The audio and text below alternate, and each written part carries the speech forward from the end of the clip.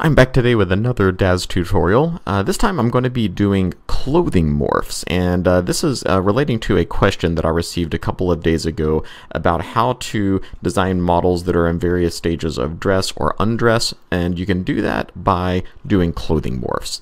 So I've already got my scene pretty well set up here. I've got my model in, she's all dressed and posed and ready to go. As usual, I have put all of my assets, links to all of my assets that I use in the description, the video description below, so feel free to check that out. And if you follow my affiliate links, then I'll get a small commission for every purchase that you make through those, so that's a great way to help support my channel if you're so inclined.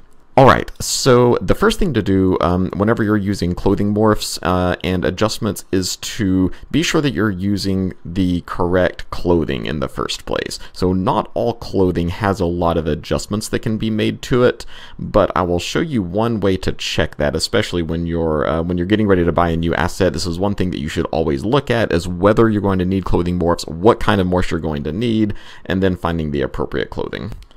So this is the product page for the shirt that I'm using for this character. This is the big collar shirt from by Out of Touch from renderosity.com. And if I scroll down towards the bottom of the description, then you'll be able to see all of the different adjustments that can be made. It's under the Morphs heading.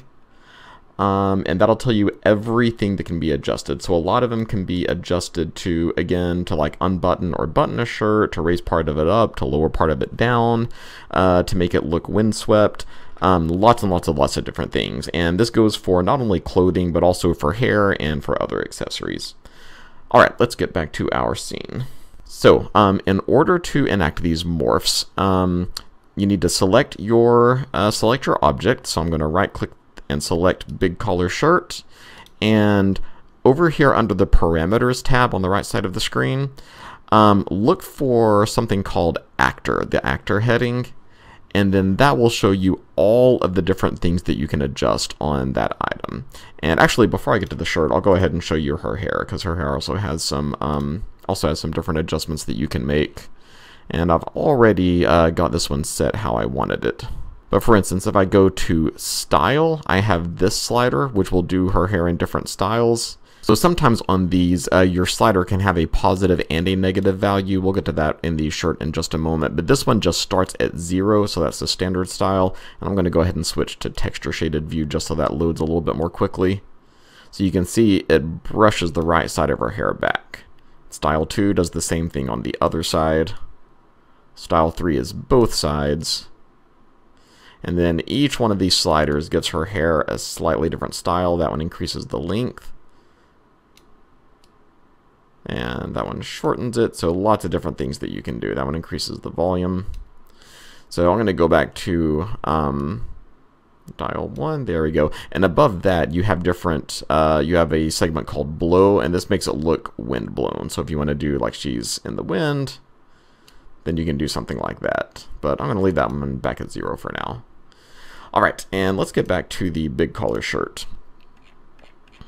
So on this one, like if you wanted to simulate her putting a shirt on or taking it off, you could go to this one has a section called pull up.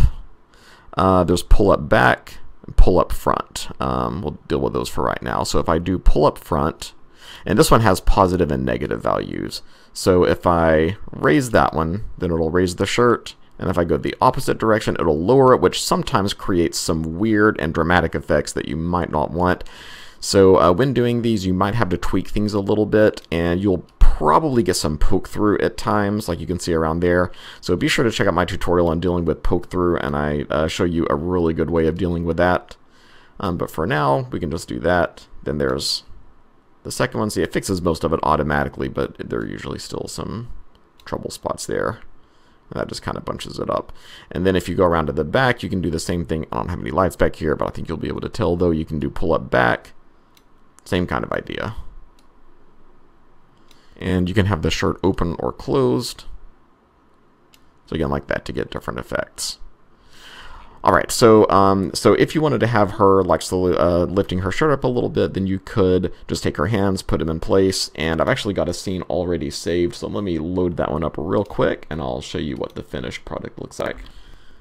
Alright, and there is the finished product. So the only thing that I did is I just kind of bent her arms inward and make it look like she's grasping the bottom of the hem of her shirt there and lifting it up a little bit.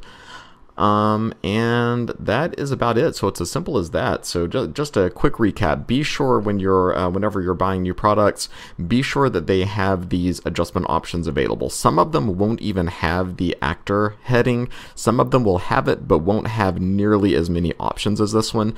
So just know what you're getting into. Be sure you check that out before you commit to buying anything. So just make sure that it has the adjustments that you'll need for your scenes. Alright, so if you haven't yet, if you got something out of this video, be sure to hit the like button and subscribe and hit the notification bell so you never miss one of my new uploads, and I will see you in the next one. Thank you.